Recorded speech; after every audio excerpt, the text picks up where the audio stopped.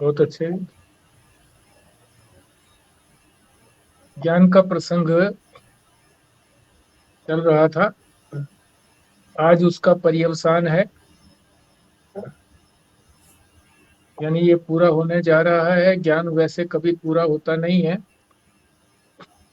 फिर भी इस पुस्तक की दृष्टि से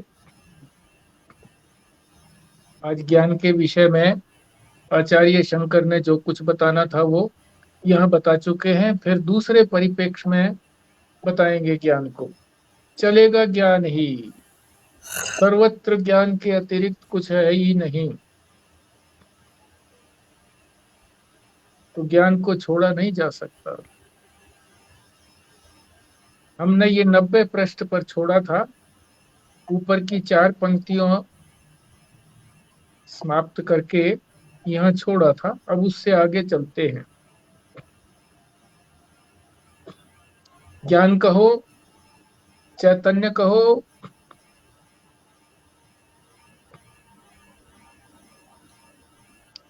तो ये ज्ञान दो तरह का क्यों है? एक ज्ञान जो है वो तो इस सारे संसार को जो हम जानते हैं ये तो जान ही रहे हैं, तो फिर और ज्ञान जानने की क्या आवश्यकता है? ये जो जान रहे हैं हम, सारे संसार का जो ज्ञान हो रहा है, ये सीमाबद्ध ज्ञान हो रहा है। हमारी इंद्रियां जो है वो सीमित हैं, सीमित वस्तु को देख सकती हैं, सुन सकती हैं, चख सकती हैं। सारे ब्रह्मांड की वस्तुओं को एक साथ नहीं देख सकती, सारे ब्रह्मांड की आवाज को एक साथ नहीं सुन सकती, सारे ब्रह्मांड की वस्तुओं को एक साथ चख नहीं सकती। ब्रह्मांड की जितनी भी गंध है वो एक साथ नहीं ग्रहण कर सकती, स्पर्श भी नहीं कर सकती। सारे ब्रह्मांड का जो स्थूल शरीर है उसको स्पर्श भी नहीं कर सकती।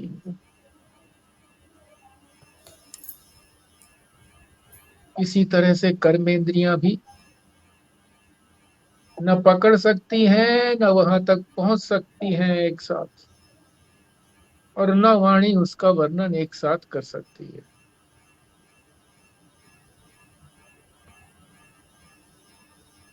पर चैतन्य में एक ऐसी शक्ति है, और वो शक्ति कब प्रकट होती है? जब वो इन देह आदि, देह इंद्रिया, मन बुद्धि आदि के सीमा से अपने आप को निकाल लेता है।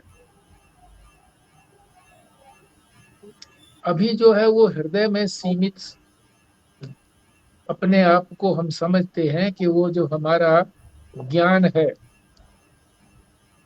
चेतन तत्व है, वो केवल हमारे हृदय में ही है। जब हम उसको ये समझ लेंगे कि वो हृदय में नहीं है, सर्वत्र व्यापक है। क्यों समझते हैं उसको सीमित? क्योंकि वो हमारे देह को ही प्रकाशित कर रहा है, ऐसा हमको लगता है। उसको हम देह से निकालकर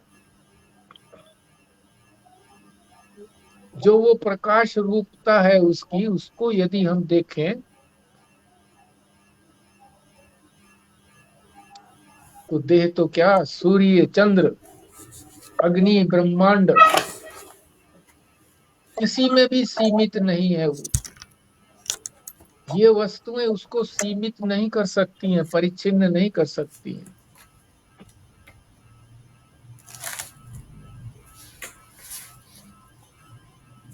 उस अखंड चैतन्य की दृष्टि में इस सृष्टि की तो सत्ता ही नहीं है।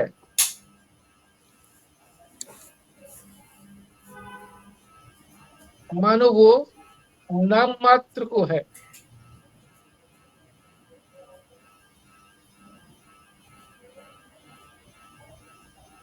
अब उसी चेतन सत्ता की, जिसको हम आत्मा भी कहते हैं,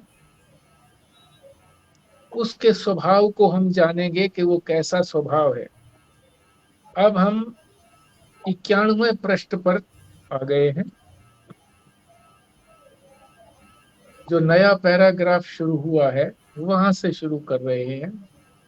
आत्मा का स्वभाव, क्या स्वभाव है? स्वरूप ज्ञान। अपना जो स्वरूप है उसी को जानना।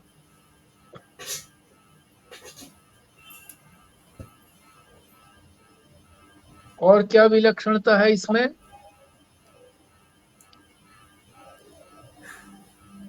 कि ये जाना नहीं जाता, ज्ञेय नहीं होता। ज्ञेय उसको कहते हैं जो चीज जानी जाती है।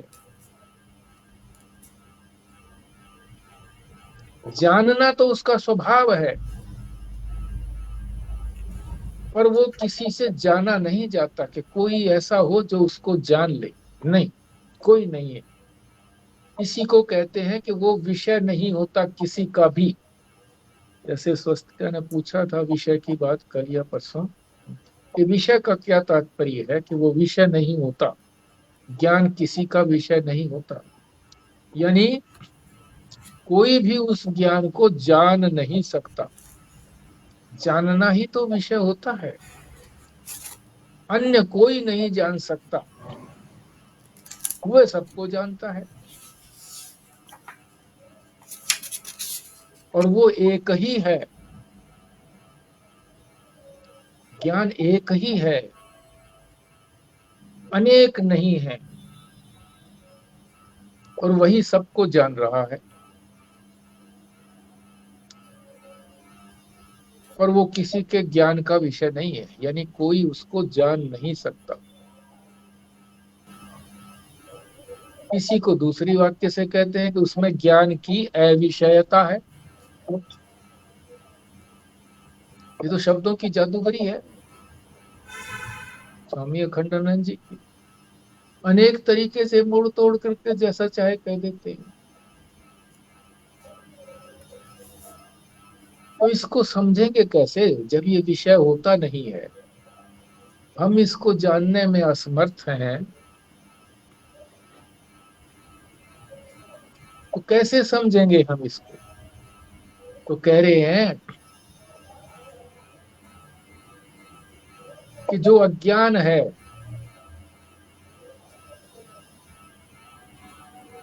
अज्ञान वैसे तो कुछ करता नहीं है।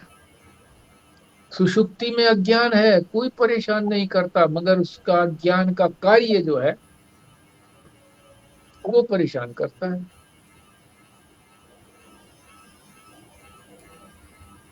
हमें जानने की भी क्यों जरूरत है ज्ञान को? ठीक है, वो सबको जानता है, हम नहीं जान पाते तो पड़े रहें, कोई बात नहीं। नहीं, क्योंकि हम दुखी सुखी होते हैं। और दुखी सुखी होते हैं अज्ञान का जो कार्य है। अज्ञान दुखी नहीं करता। सुषुप्ति में हमें कोई दुख थोड़ा ही होता है। और जब अज्ञान का जो कार्य है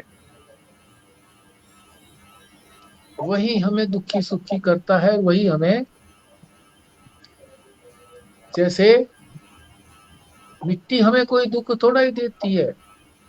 और मिट्टी का जब बर्तन बनते हैं और उसमें हम उसका प्रयोग करते हैं, घड़े का प्रयोग जल के लिए, अच्छा लगता है, सुख होता है। टूट जाता है तो दुख होता है, अरे टूट गया, और लाना पड़ेगा।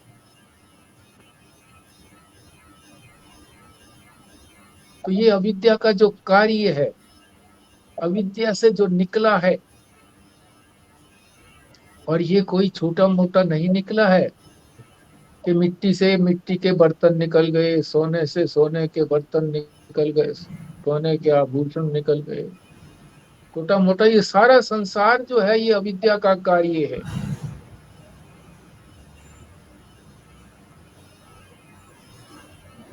इस अविद्या के कार्य को नकारना है कि है ही नहीं।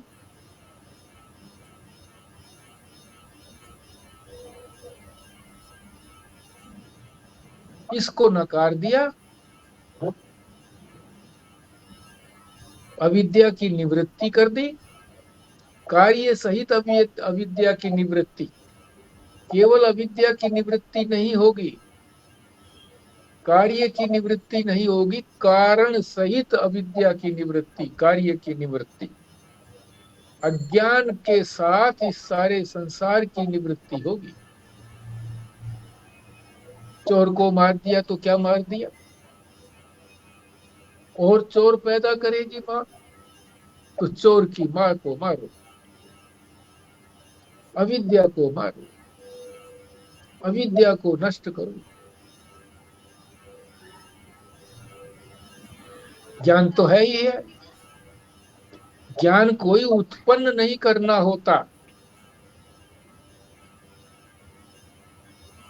न कभी उत्पन्न हुआ है ना होगा। तो कोई ये कहे कि भाई ज्ञान उत्पन्न हो गया जी, मेरे को तो ज्ञान हो गया। अरे ज्ञान तो था ही, ज्ञान के ऊपर जो आवरण आया हुआ था वो हटा दिया, साधना से हटा दिया। विवेक वैराग्य षट संपत्ति मुमुक्षा, और फिर अंतरंग साधन श्रवण मनन निध्यासन आदि करके उस अज्ञान की निवृत्ति कर दी। तो ज्ञान प्रकट हो गया, दिखाई देने लगा।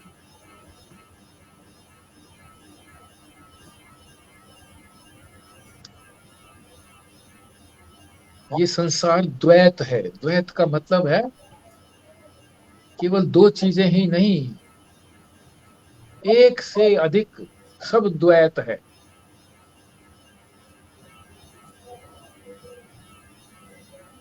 ये नाम की कोई वस्तु है ही नहीं।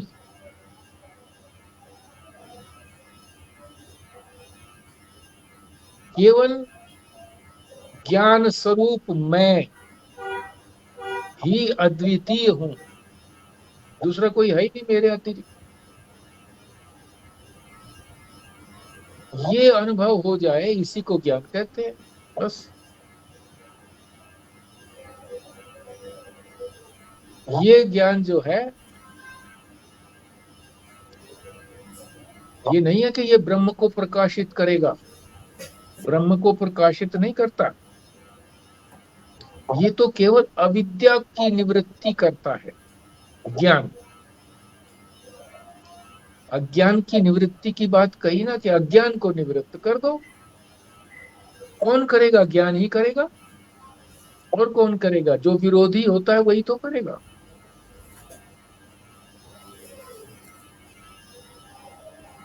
ज्ञान ज्ञान, ज्ञान ज्ञान को वैसे प्रकाश तो कहा गया है ना, फिर किसका प्रकाशक है? यहाँ पे लिख दिया कि ज्ञान ब्रह्म का प्रकाशक तो नहीं है। हाँ, किसी का भी प्रकाशक नहीं है। जो भी इसकी परिधि में आता है प्रकाशित हो जाता, प्रकाशक नहीं। अगर इसको ये कहेंगे ये प्रकाशक है, तो इसका कोई और भी प्रकाशक होगा, ऐसा नहीं है। अज्ञान का निवर्तक है। प्रकाशक इसलिए कह देते हैं कि वो उनसे विलक्षण है, वैसा नहीं है। बस इतना ही तात्पर्य है कि वो प्रकाशक है, ऐसा कह देना। जब अज्ञान की निवृत्ति हो जाएगी तो ब्रह्म भी तो दिखेगा फिर। ब्रह्म कोई ज्ञान से अतिरिक्त नहीं है। हाँ, वो तो है। ब्रह्म कोई सीमित नहीं है। ब्रह्म कहो, आत्मा कहो, ज्ञान कहो। वो स्वयं ही प्रकाश रूप है, एक्चुअली वो खुद ही है, किसी और को प्रकाशित नहीं करेगा। हाँ, प्रकाशित हो जाता है। उसकी अस्पृष्टता को दिखाने के लिए वो किसी से प्रभावित नहीं होता, किसी से चिपकता नहीं है, उनसे अलग है, इसलिए उसको प्रकाशित कह देते हैं कि वो प्रकाशित करता है, ऐसे बोल देते हैं। तो अभी तक हमने चैतन्य को समझा था कि चैतन्य जब तक देह का अभिमान रखता है कि मैं देह हूं, देह में कौन सी आ गई, स्थूल देह भी आ गई, सूक्ष्म देह भी आ गई, कारण देह भी आ गई, जब तक इनकी परिधि से नहीं निकलता है तब तक तो वो लगता है कि ये सीमित है। जब उस सीमाओं से परे हट जाता है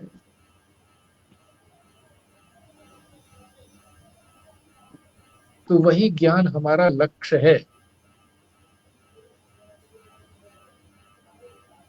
जो अज्ञान से आवरित था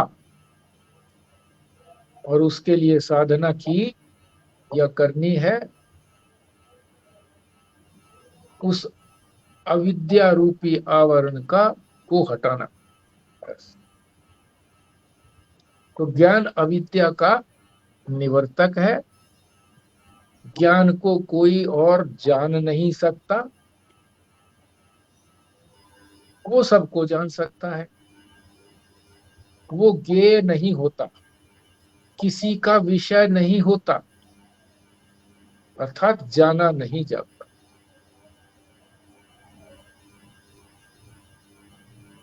अविद्या की निवृत्ति को ही ज्ञान कहते हैं। ज्ञान कोई उससे अतिरिक्त नहीं है। तो ये हमने चैतन्य को समझा कि वो सीमित पड़ा हुआ अज्ञान को ही देख रहा है, अविद्या को ही देख रहा है। सीमा से बाहर निकलते ही, यानी देह को अपना मैं मानना छोड़ते ही, अखंड ब्रह्मांड जो है उसके सामने एक कण के बराबर भी नहीं है। अनंत ब्रह्मांड निकल रहे हैं और अस्त हो रहे हैं, उसके अंदर लीन हो रहे हैं। तो किसकी गणना करेगा वो?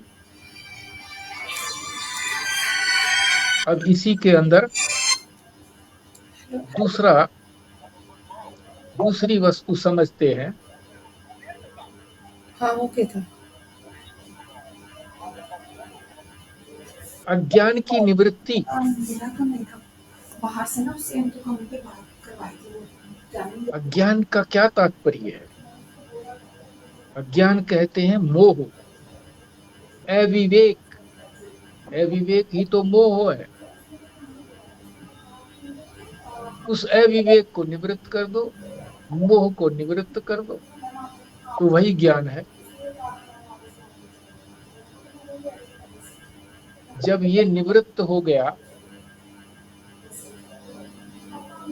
अज्ञान निवृत्त हो गया, मोह निवृत्त हो गया, एक रहस्य की बात बता रहे हैं।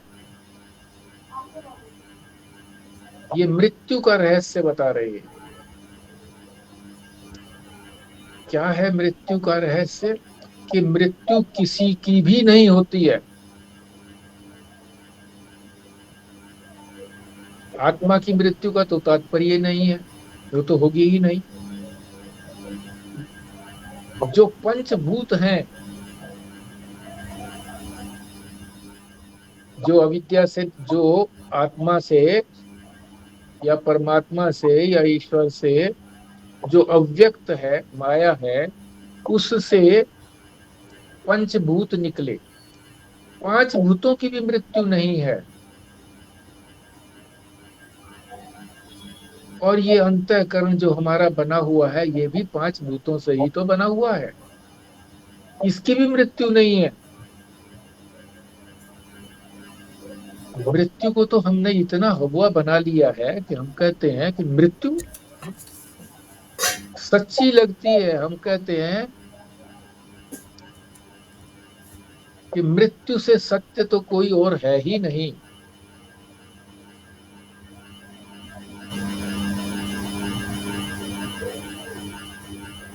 क्यों लगती है हमको मृत्यु सच्ची? देखते भी हैं हम मरते हुए, अपनी भी कल्पना कर लेते हैं कि हम भी मरेंगे। पर क्या हमने कभी अपना मरण देखा?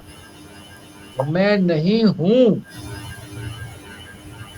ऐसा कभी मुझे ज्ञान हुआ कि मैं नहीं हूं?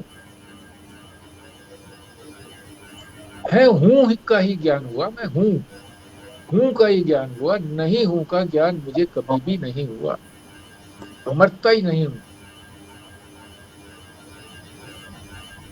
आत्मा की मृत्यु कभी नहीं होती। इसी तरह से ये पंचभूतों की, अंतःकरण की भी मृत्यु नहीं होती। क्यों लगता क्यों है फिर ये? क्योंकि हमने अपने आप को, मैं को इस शरीर के साथ जोड़ लिया, स्थूल शरीर, सूक्ष्म शरीर, कारण शरीर के साथ मैं पना कर लिया। अब ये कभी रहे ही नहीं। मृत्यु इनकी होती है, लगता है हमको है कि हमारी मृत्यु हो गई, देह के अध्यास के कारण। विज्ञान की दृष्टि से भी समझाते हैं, लकड़ी को जलाया, राख बन गई। लकड़ी को पहले तोल लिया, राख को तोला, उसमें कुछ कमी मिली। क्यों कमी मिली? कि जो उसके अंदर गीलापन था, जल था, वो जल में समा गया, जल जल में समा गया।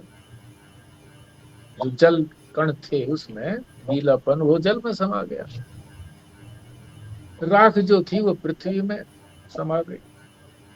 कोई कमी आती नहीं है। वैज्ञानिकों ने सिद्ध किया है इस तरह से कि जो वाष्प कण हैं उनको भी तोला गया है।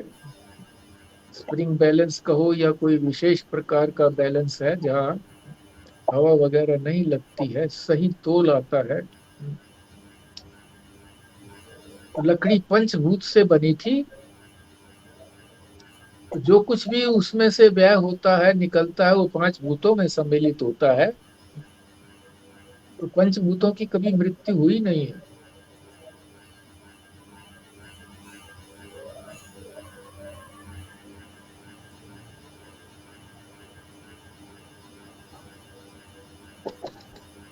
अब आगे प्रश्न पर चलते हैं, 92वें वाला प्रश्न। वो कह रहे हैं कि मृत्यु शब्द तो झूठा है। स्थूल देह की मृत्यु कहो या सूक्ष्म देह की मृत्यु कहो या कारण देह की मृत्यु कहो, या ये कहो नित्य शुद्ध बुद्ध आत्मा, चाहे उसको ब्रह्म मानो, मृत्यु किसी की भी नहीं होती।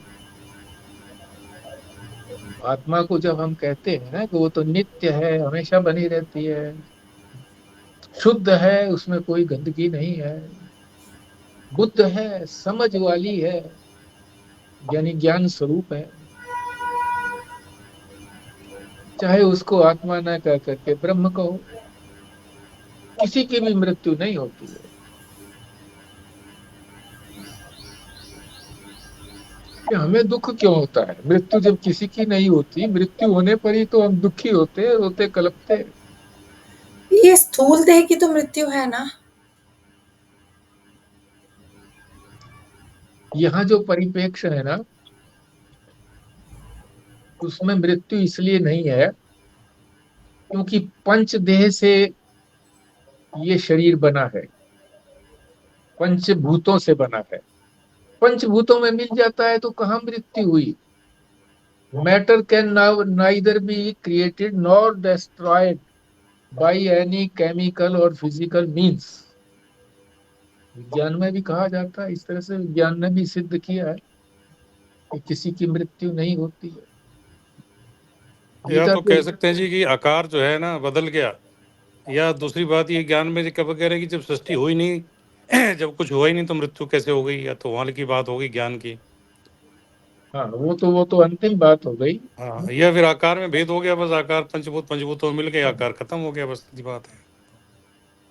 चेंजेस इट्स फॉर्म, जैसे कहा है ना विज्ञान ने भी, but it changes it's form, रूप बदलता है, आकार बदलता है। तो हमें दुख क्यों होता है, रोते कलपते हैं हम तो मृत्यु होने, क्योंकि हम मृत्यु को सत्य मानते हैं।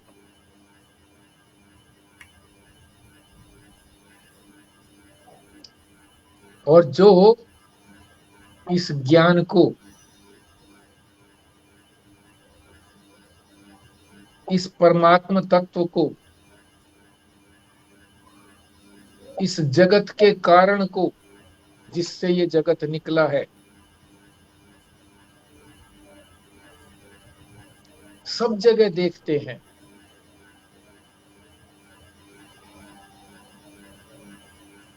वो मृत्यु को सत्य नहीं मानते। वो यही समझते हैं कि ये जो राख बनी वो भी तो मैं ही हूं, प्रत्येक पदार्थ मैं ही हूं, वाष्प बन के जल में मिल गया वो भी तो मैं ही हूं।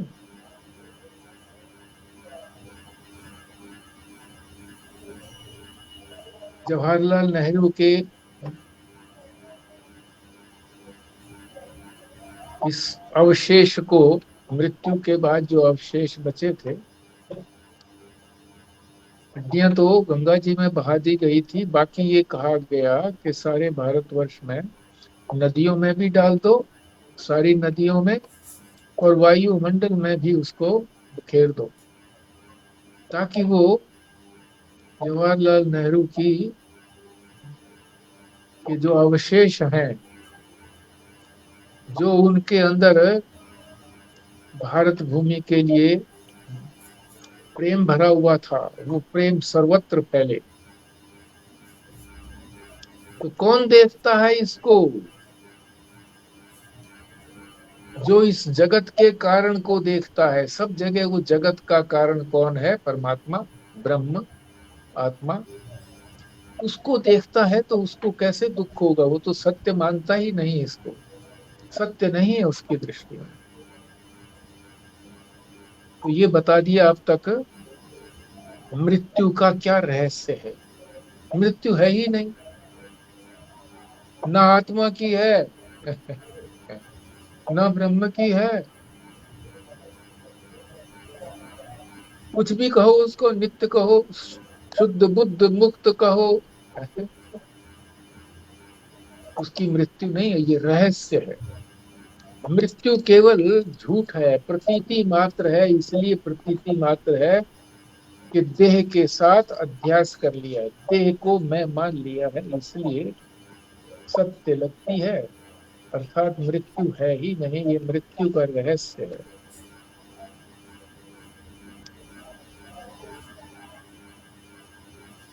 तो स्वामी अखंडानंद जी अपना बता रहे हैं कि हमारा कुछ अनुभव था, ऐसे में भागवत की कथा कर रहा था तो किसी ने उठ करके प्रश्न पूछा कि गीता के अंदर कहा गया है कि मैं साधुओं के परित्राण के लिए और दुष्टों के विनाश के लिए आया हूं, धर्म की स्थापना करने के लिए आया हूं।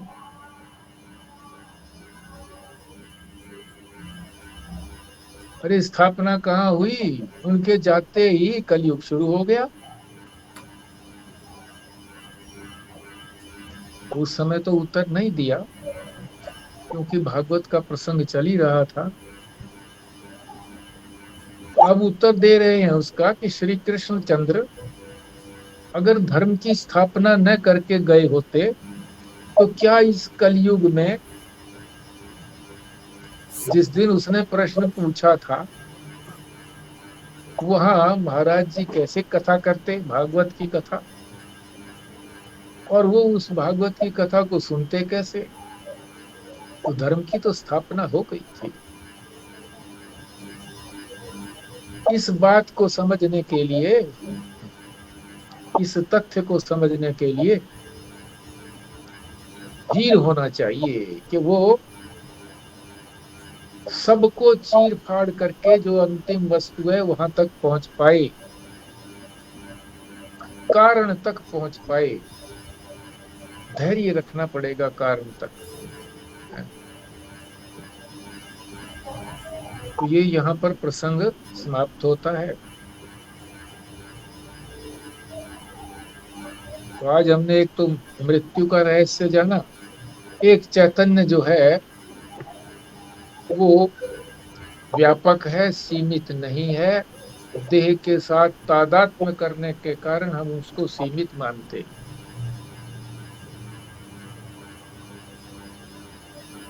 अब आगे चलते हैं जी। 94वां का प्रश्न है, 94। जगत कारण की बात हो रही थी कि जगत का कारण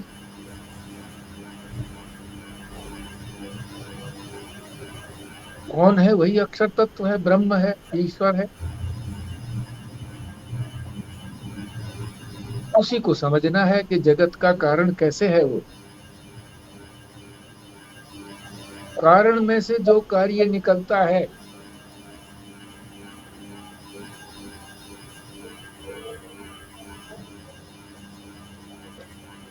जो कार्य बनाता है, बनता है कार्य,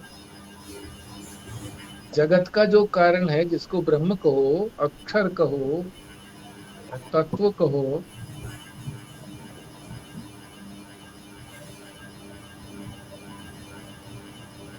तो शंका उठती है कि वो कारण नहीं है। आप कैसे कहते हो कि वो जगत का कारण है? क्योंकि उसने किसी और चीज की सहायता ही नहीं ली।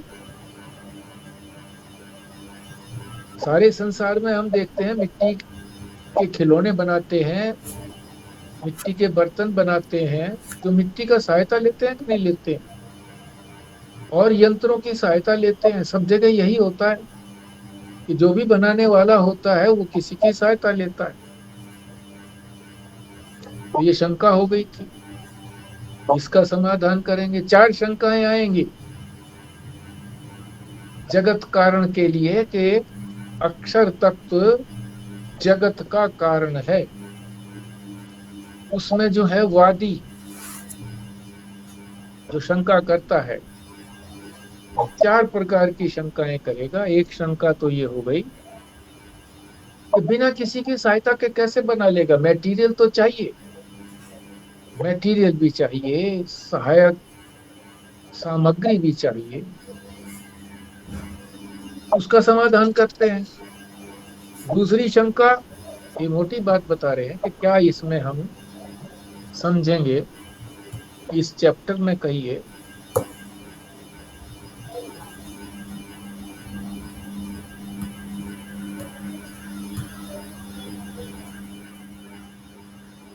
इसका समाधान क्या दिया कि वो खुद ही जो है बनाने वाला है, इस सृष्टि को, जगत को बनाने वाला है, खुद ही बनाए।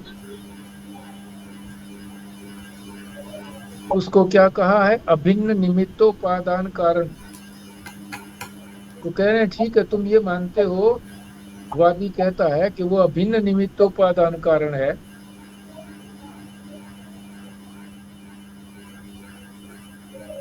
यानी वही बना है और उसी ने बनाया है। तो उसमें से जो जगत पैदा हुआ, उसमें भी भिन्नता क्यों है? जैसा कारण है वैसा ही तो कार्य होना चाहिए, उससे भिन्न क्यों है? देखते ही हम उससे भिन्न भी देखते हैं।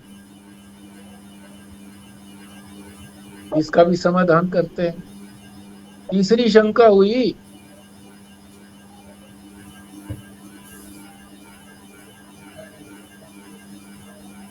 कि जितनी भी उत्पत्ति हो रही है संसार में, उत्पत्ति सारी जड़ है। केवल एकमात्र जो उत्पन्न नहीं हुआ चेतन, ब्रह्म, अक्षर, वही चेतन है, वो जड़ नहीं है।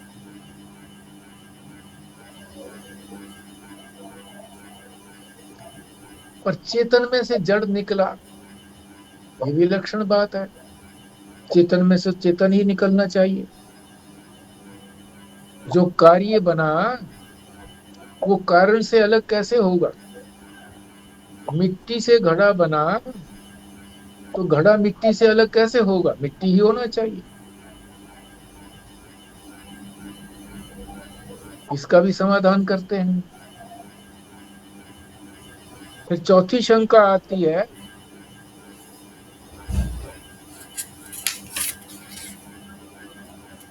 यदि ये ईश्वर से उत्पन्न हुआ है सारा संसार, तो इसमें जो ये भिन्नता है, ये है क्यों? भिन्नता का कारण तो समझाओ। कि भिन्न, चलो हमने मान लिया कि उससे भिन्न भी हो सकता है, वो समाधान दे दिया उसका कि भिन्न भी हो सकता है, पर क्यों होता है इसका भी उत्तर देंगे। तो ये 4 शंकाओं का समाधान होगा इसमें। आज तो नहीं कर पाएंगे, मगर एक एक करके इस जगत के कारणत्व को समझेंगे कि इस जगत का कारण कौन है? अक्षर ब्रह्म। किससे निकला है ये? कारण उसी को कहते हैं जिसमें से कोई वस्तु निकले और उसी में फिर लीन हो जाए। तो शास्त्र यही कहता है कि सारा संसार इस चेतन तत्व ब्रह्म तत्व से निकला है और इसी में लीन हो जाता है।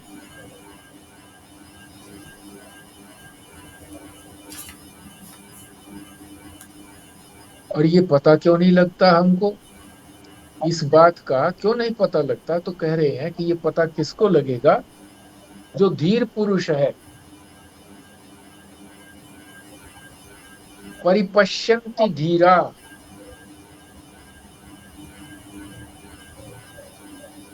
किसको देखता है वो धीर पुरुष? परिपश्यन्ति का माना भली रूप से देखता है, भली प्रकार से, अच्छी तरह से जो देखता है। किसको देखता है? जो जगत का कारण है। तद्भूत योनि, जो भूतों की योनि है, जिससे ये भूत निकले हैं, प्राणी निकले हैं, सारा जगत निकला है, उसको हम क्यों नहीं जान पाते? धीर पुरुष ही जान पाएगा, जिसमें धैर्य है।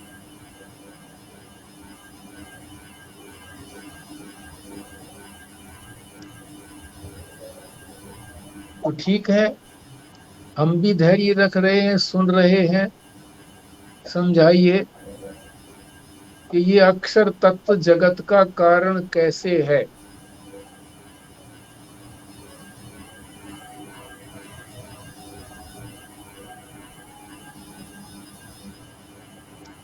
तो कह रहे हैं कि जो संसारी पुरुष है, समझने का प्रयत्न नहीं करता कि इस जगत के कारण को मैं जानूं।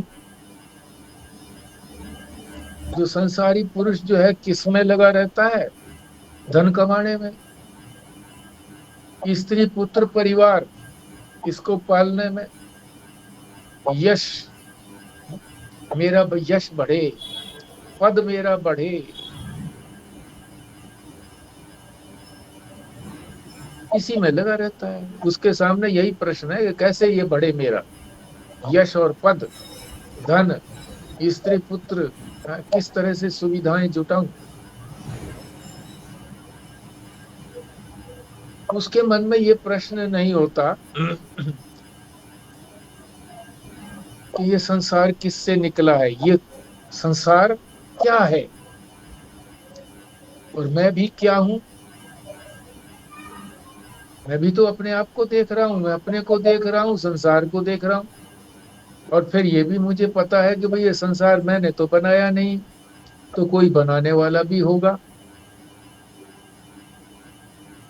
तो वो ईश्वर कहा, उसने बनाया तो कैसे बनाया?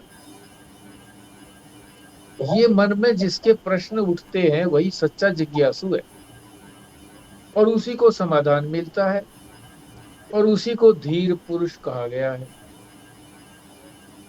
जो उस भूत योनि को, भूत माने ये प्राणी सारे, ये जो निकले हैं उससे, जो भूतों की योनि है, जो कारण है,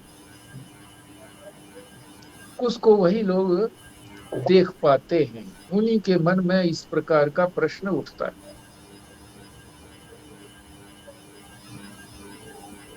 अब वादी कहता है ब्रह्म न कारणम सहाय शून्यत्वात्, ब्रह्म कारण नहीं है, शुरू में ही कह दिया। शंका करने वाला जो वादी है, ब्रह्म कारण कह रहे हो तुम, तो ब्रह्म को कारण कह रहे हो, हम कह रहे हैं ब्रह्म कारण कैसे है ही नहीं वो तो कारण। क्यों? सहाय शून्यत्वात्, सहायता देने वाला कोई शून्य, शून्य है, कोई सहायता नहीं देने वाला। शून्य का मतलब है ही नहीं, उसको कोई और सहायता देता ही नहीं है। यानी बिना सहायता के, सहायता का क्या मतलब है कि कोई मटेरियल हो और मटेरियल के लिए, उसको बनाने के लिए, इस संसार को बनाने के लिए कोई यंत्र आदि हो। हम तो प्रत्यक्ष रूप से यही देखते हैं कि कुम्हार जो है वो मिट्टी से घड़े आदि बनाता है, चाक भी होता है उसके पास, डंडा भी होता है चलाने के लिए, रस्सी भी होती है उसको, बर्तन बना बन गया कच्चा तो उसको काटने के लिए। तो परमात्मा के पास ऐसे कौन से साधन है? साधन तो है नहीं उसके पास।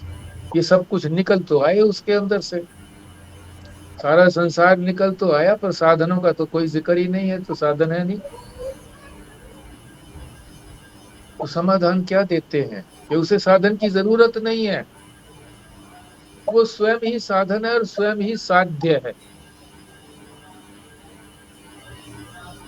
यानी स्वयं ही वो मैटीरियल है जिसको उपादान कहते हैं,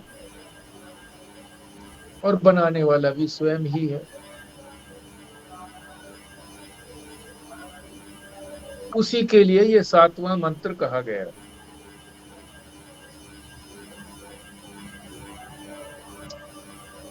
मंत्र को पढ़ते हैं।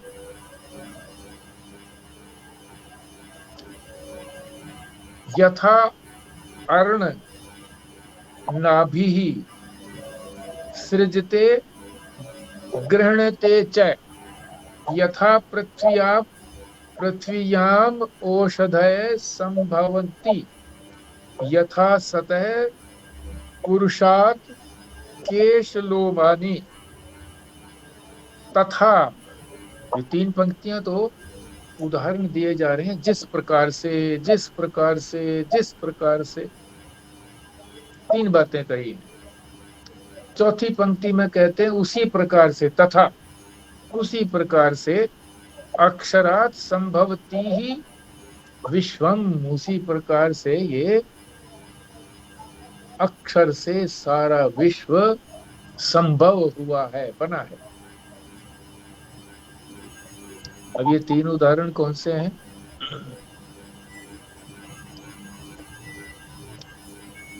पूर्ण कहते हैं मकड़ी, और नाभि जिसमें से सब कुछ निकलता है। पूर्ण की नाभि से क्या निकलता है? धागा जैसा, उसकी लार निकलती है मुख से, धागा जैसा निकलता है, और वो उसी से जाला बनाती है। अपने में से ही निकाला मटेरियल और जाला बनाया, और निगल भी जाती है? उसको धीरे धीरे करके अपने अंदर निगल भी लेती है। तो कारण का लक्षण यही तो होता है कि जिससे जो चीज निकले उसी में लीन हो।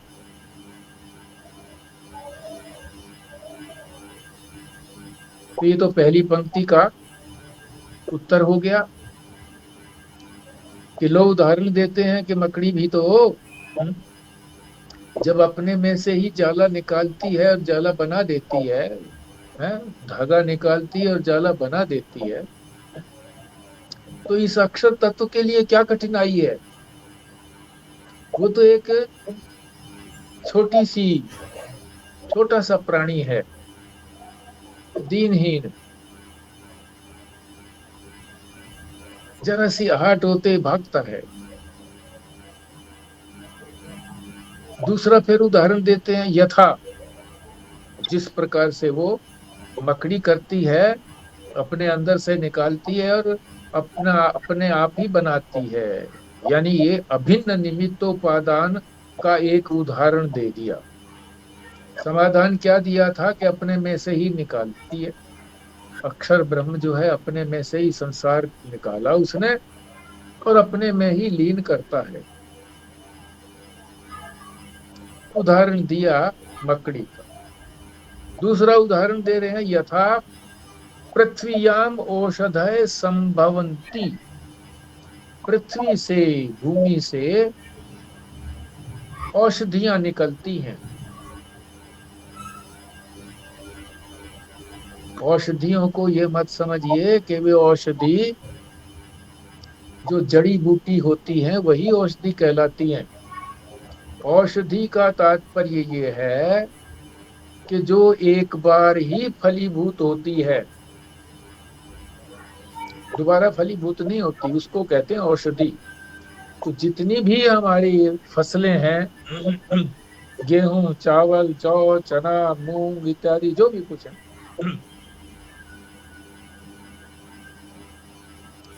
एक फसल हुई, उसके बाद अगर उसको छोड़ दिया जाए या ऊपर ऊपर से काट ली जाए उसकी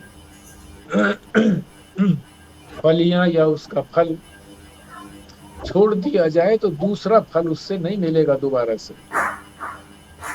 उसको कहते हैं औषधि।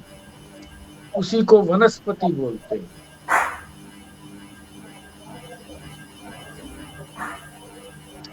जैसे पृथ्वी से औषधि निकली, फसलें निकली, और इसी तरह से यथा सतह पुरुषात केश लोमानी, सतह कहते हैं जीवित, जो सत्ता है जिसकी, जीवित, जीवित पुरुष के बाल, केश माने बाल, लोम, लोम माने उसके ये रोमकूप जो बाल होते हैं शरीर के ऊपर, जीवित पुरुष के स्वयं के अंदर से ही ये केश और लोम निकलते हैं।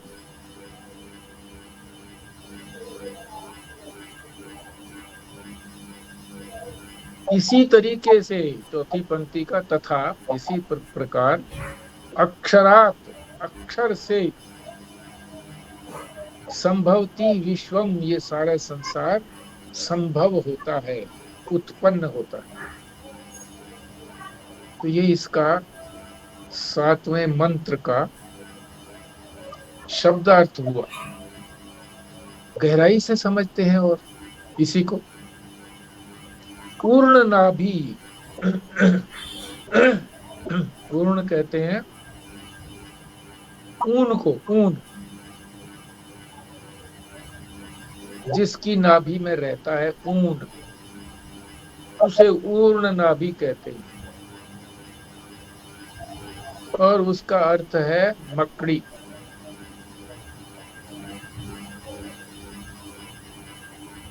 जी एक ही उदाहरण है क्या? ये तो अपवाद हो गया, एक उदाहरण है तो उससे तो कोई बात नहीं बनती। तो कह रहे थे नहीं, पक्षी भी घोंसला बनाते हैं तिनकों से, चूहे, श्रृंगाल भूमि के अंदर बिल खोदकर अपना निवास बनाते हैं। ये जो है ये तो अन्य का सहायता लेकर के करते हैं दूसरे, पर मकड़ी तो अपने भीतर से ही तार निकालती है, जाला बुनती है, और जब चाहती है तो निगल भी लेती है उसको। तो ये दृष्टांत इसीलिए दिया गया है कि बिना किसी दूसरी सामग्री की सहायता के मकड़ी जाले का निर्माण कर लेती है। इसी प्रकार से अक्षर ब्रह्म बिना किसी की सहायता से अपने आप ही उपादान बनता है, अपने आप ही बनाने वाला निमित्त बनता है। निमित्त कहते हैं बनाने वाले को, उपादान कहते हैं मेटीरियल को। बाहर तो हम ये देखते हैं, बाहर तो इससे विपरीत बात है। कुम्हार जो है मिट्टी से बनाता है, और दूसरे जो है चाक आदि और भी उपकरणों का प्रयोग करता है। घड़ा बनाता है तो उसमें मिट्टी तो कारण है, उपादान है। चाक मिट्टी जो है वो उसके सहायक है, सहायक कारण कह दो। और कुम्हार जो है वो निमित्त कारण है, बनाने वाला है।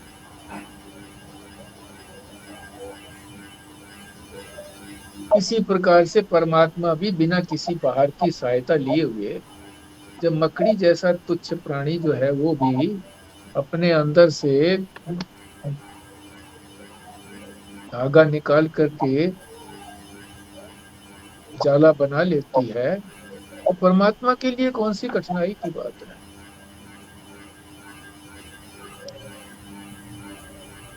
तो वादी को कुछ तसल्ली हुई, पर फिर शंका खड़ी हो गई।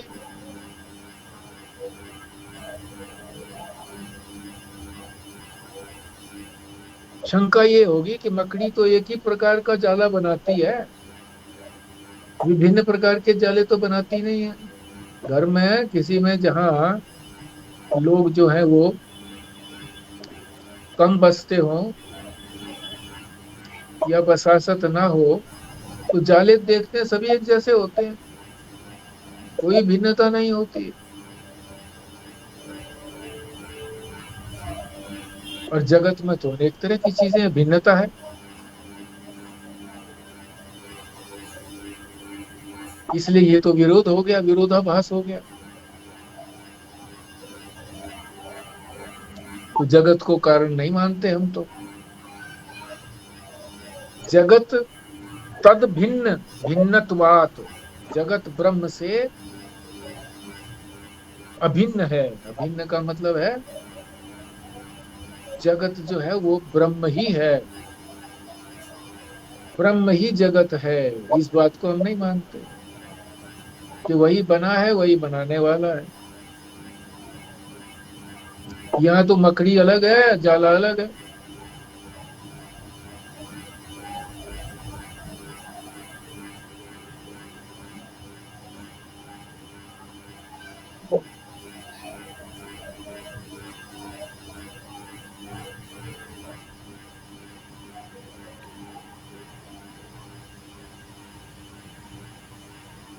हाँ जी।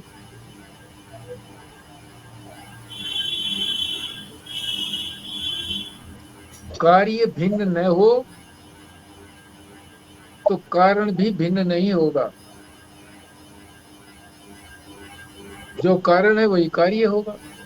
उदाहरण देते हैं, जैसे शंका करता है जो वादी,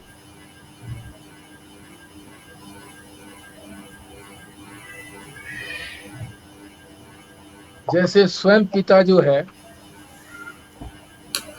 वो अपना पिता नहीं हो सकता। अपना पिता तो अन्य होगा ना, स्वयं तो नहीं हो सकता ना।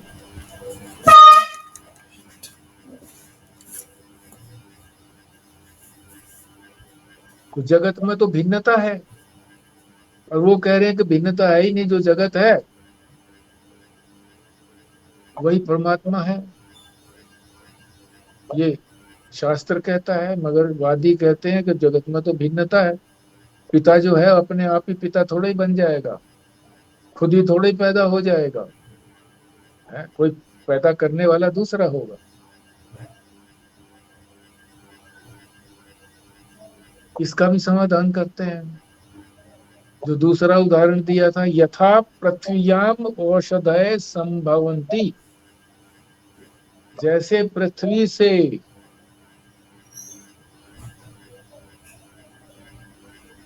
अनेक प्रकार की औषधियां निकलती है, एक तरह की औषधि थोड़ी निकलती है, एक तरह की फसल थोड़ा ही होती है पृथ्वी से, अनेक तरह की फसल होती है, गेहूं चावल है, जौ, मक्का ज्वार आदि कितनी प्रकार की होती है औषधि, जो एक सीजन में के लिए ही होती है, फिर खत्म हो जाती है,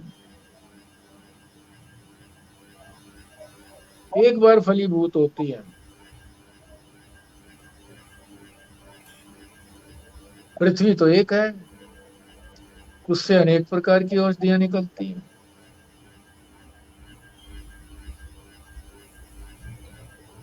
और वो जो है जो ऊपर से काट लेते हैं, नीचे जो टहनियां रह जाती हैं वो मिट्टी में मिल जाती हैं।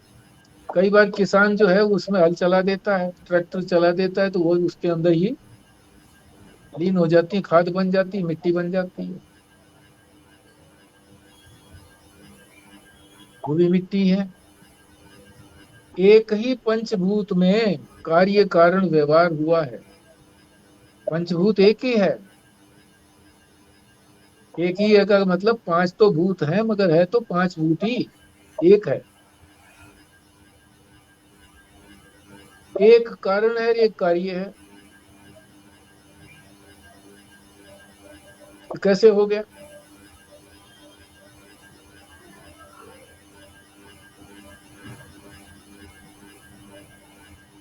मतलब मिट्टी ही तो जा करके मिली, जो फसल बनी वो मिट्टी में मिल गई, तो मिट्टी ही थी, मिट्टी से अलग नहीं थी। जला भी देते हैं किसान, तो जलने के बाद भी राख जो बनी वो मिट्टी ही तो है, और क्या। इसी प्रकार से ईश्वर से जगत उत्पन्न होता है, और ईश्वर जो है जगत से अभिन्न रहता है, जगत से अलग नहीं होता। जगत जो है ईश्वर से उत्पन्न हुआ,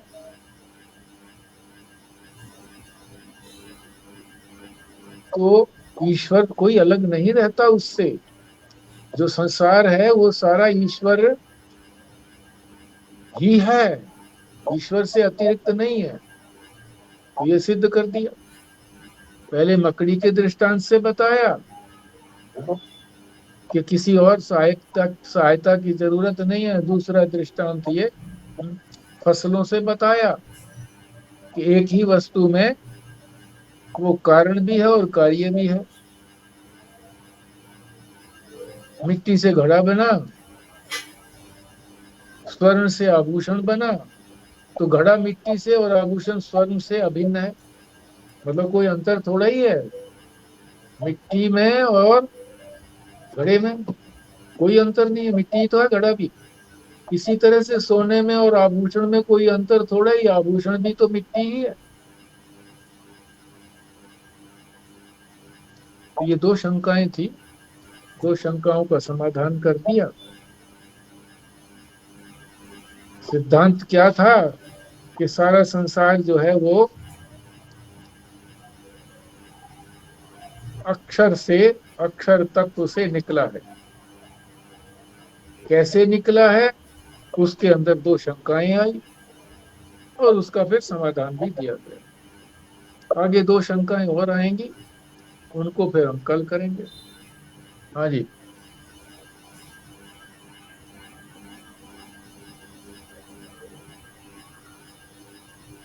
ठीक है जी, पूर्णाहुति करें क्या?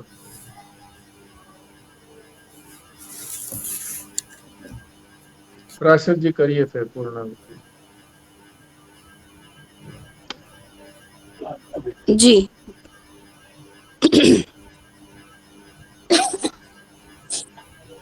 ॐ भद्रं कर्णेभिः शृणुयाम देवा, भद्रं पश्येमाक्षभिर्यजत्राः, स्थिरैरङ्गस्पृष्टुवांसस्तनूभिः व्यशेम देवहितं यदायुः।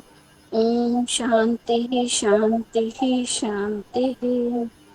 स्वस्ति न इन्द्रो वृत्रश्रवाः स्वस्ति न पूषा विश्ववेदाः स्वस्ति न अर्थाक्ष्यो अरिष्ठनेमि स्वस्ति नो बृहस्पतिर्दधातु ॐ शान्तिः शान्तिः शान्तिः। नारायण नारायण नारायण। नारायण। नारायण। नारायण।